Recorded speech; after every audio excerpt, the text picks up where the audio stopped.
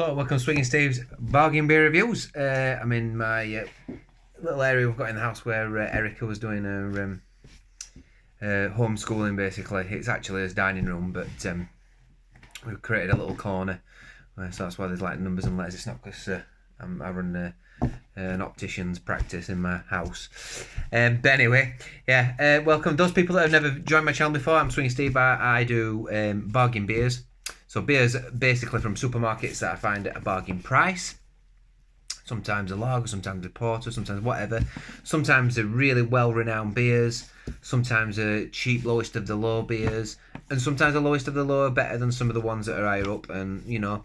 So what have we got today? Now, what we've got today is probably Aldi's answer to Rheinbacher. So I'm looking forward to this. Or not, Lidl's answer to Rheinbacher. So it's their Pilsner. And this is Perlenbacher. Okay, there we go. This came in at exactly the same price. So it's $2.99 for 4 cans. And so that works out about 75 pence each. Now, we've got 500 mils in this can. I've got a feeling the Rheinbacher's $4.40. I might be wrong. I'm not sure. Nice looking can. Looks like a decent Pils. It says on the front, brewed with the finest ingredients. That's all we're getting. Perlenbacher Premium Pils. I've got a thing about green cans. Things that are in green I like. It's weird. I'm drawn to green. It's like I really go for. It's like that's why I'm drawn towards Heineken and Kingfisher because they're in green bottles. There's a thing about green. I can't work out what it is. Maybe I associate it with freshness, and maybe that's why a lot of breweries still use green bottles, because people are drawn. There's something about it. People are drawn to it. Maybe they associate it with a good beer or something. I don't know. But anyway, we're going for the Perlenbacher. So, yeah, crack her open. So straight off, nice fresh breadiness on it, but it's almost like it's got like a more of a sharper hop profile maybe. Oh, I'm just gonna let dog in. She's gone for a wee. I'm back. Dog's had a wee. Yeah. So I didn't tell you it comes in at 4.5% that as well, which is exactly the same as the can version of Rheinbacher. So yeah, where were I? Can. So yeah, it's got like a bit of more of a sharp freshness to it, if that makes sense. I feel like there's something coming off from the hops there. So beautiful, clear, golden straw-coloured beer. We've got about 2 fingers worth, a bit less, maybe 1.5 fingers worth of light, foamy white head, which is dissipating relatively quickly. Yeah, almost a medicinal quality to the aroma of this beer, coming from the hops. Sort of like you're getting like almost like yeah. You get this from the SARS hops, and you get it from the Noble hops. Actually, it's almost like a little bit of a sort of not coriander as such, but almost like you're gonna listen to me and think I'm being stupid here, but it's difficult to work it out. I almost said aniseed. It's not really aniseed, but yeah, you get almost like when you get spicy salad leaves. You know, that sort of smell. When you get something that's a little bit more, because some of the salad you can get is quite spicy, isn't it? You know, bit of that. Oops, bit of breadiness. Poured it on the table. Cheers, everybody.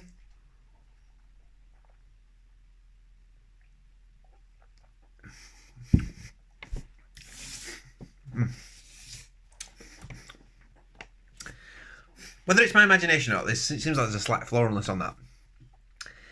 Wow. 75p. Really good. Really good quality. And this is what bargain beer hunting's all about. These are the kind of beers that do make you think, God, yeah, this is why I do this. It tastes like a Pilsner for a start. It's quite. Do you know what? It's actually quite sharp hop character in it. It's weird how I picked up on the smell, but it is quite a sharp, bitter hop finish.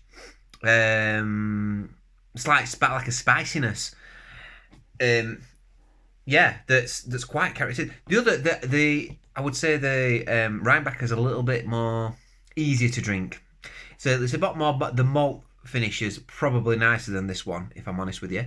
The malt finish is good on this, though. It's still got that nice bready backbone. But the hops come forward a little bit more. It's a little bit sharper.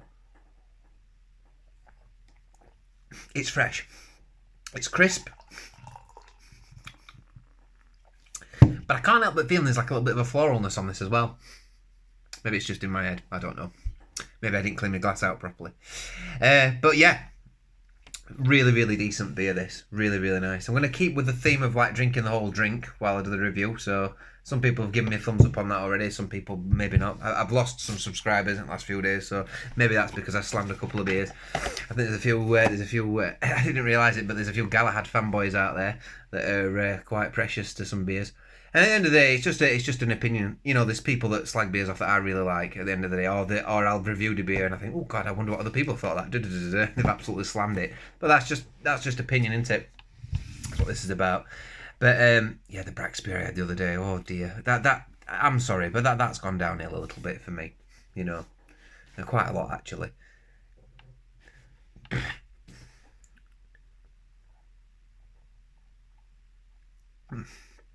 Yeah, easy to drink. So again, let's put things into perspective. For £9, I can fill my fridge with 12 cans of that for £9. It's a no-brainer, really, isn't it? It's an absolute no-brainer. I'd have some of them and some Rheinbachers in just to mix it up a little bit. Yeah, I don't like it as much as a Rheinbacher, but I really like this beer. I really rate it. And for 75p, it's bloody good. Yeah,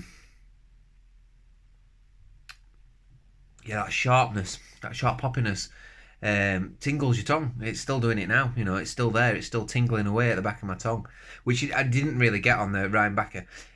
Some people might like that. Some people might not. I see that as actually a sign of quality in the beer, to be honest with you. Don't really smell metallic. I've got that tinny smell. Don't smell like someone's dropped loads of coins in it. Slight metallic smell maybe, but nothing much. There's not a lot of aroma on this, to be fair. But you don't really get much on a Pils. It's just got everything you'd expect. That really nice freshness, slight leafiness to it. Like I said, like a spicy leaf. Sometimes I can't really describe it, if I'm quite honest with you, because my vocabulary ain't good enough. Simple as that. My beer vocabulary isn't good enough. I'll be first to admit that. But having said that, it's a really good beer. Yeah, so I don't know.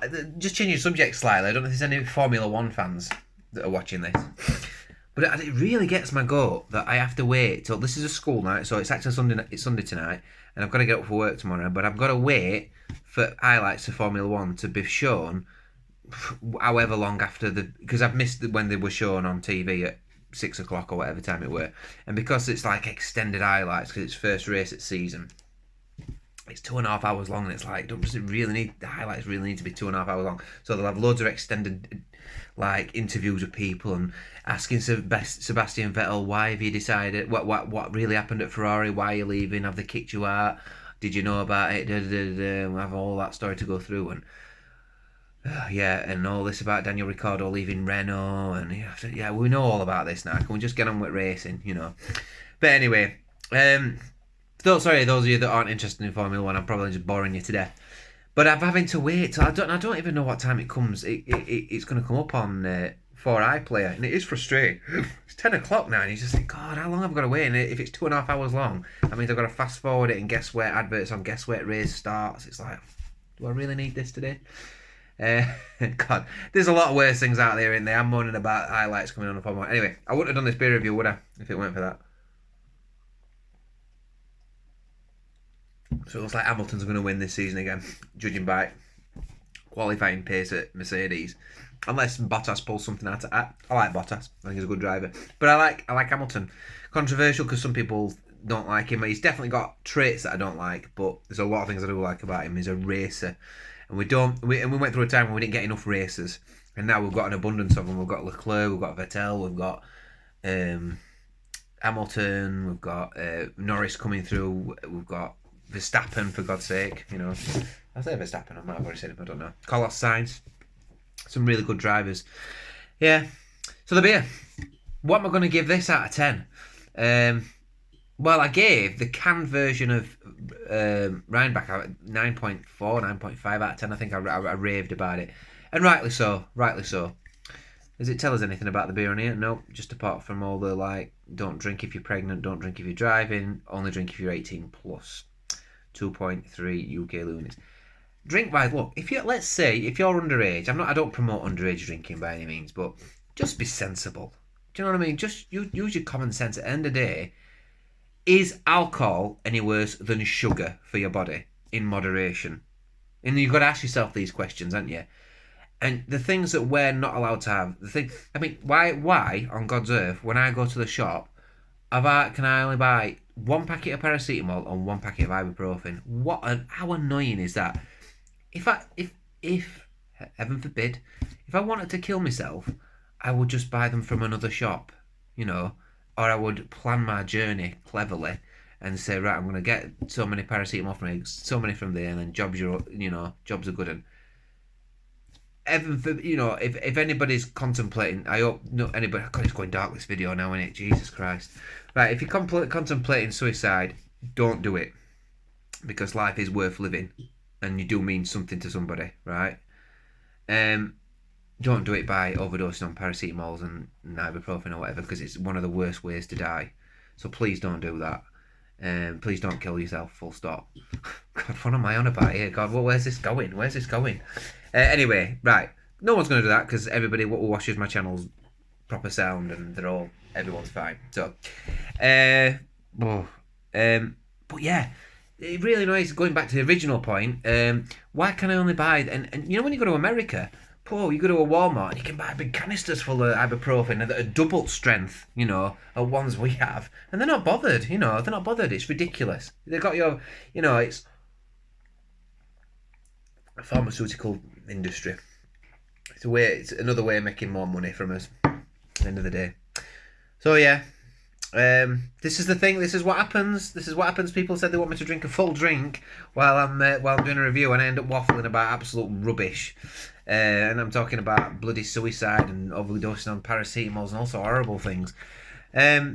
Listen. The point is, we should be able to buy more paracetamols, and the underage drinking thing. Like, when I was a kid, my mum and dad gave me a glass of wine with my Sunday night, and I'll confidently say, I never had the interest of abusing alcohol. And when I was at a certain age and I got drunk with going out with my mates and all that sort of stuff, fair enough. But I had no intention of abusing alcohol because I actually liked it for its taste. I liked getting merry, but I didn't like. I don't like, and it's horrible getting drunk. Getting drunk's horrible. It's not nice at all. And sometimes I do get drunk stuff, not very often, but sometimes I do. But yeah. Where's the common sense in the world? Where is the common sense in the world? It frustrates me. And here I am ranting about something. I've not been drinking, by the way. This is the only drink I've had today, so I look a bit flustered because I've been out in the garden today, got a bit of sun and stuff. But yeah.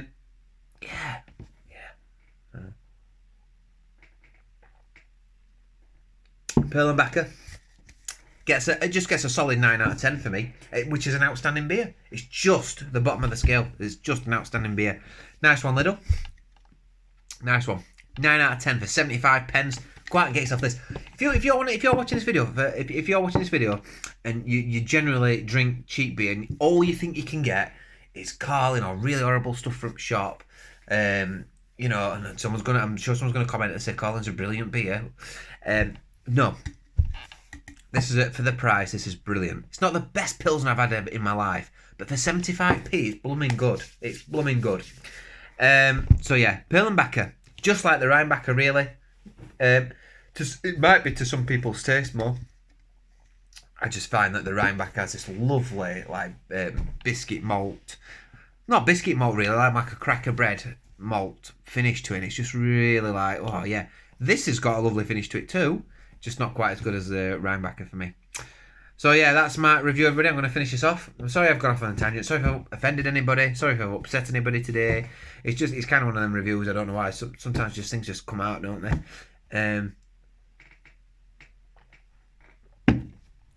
I've been Swiggin Steve. I'll see you on the next review. Bye.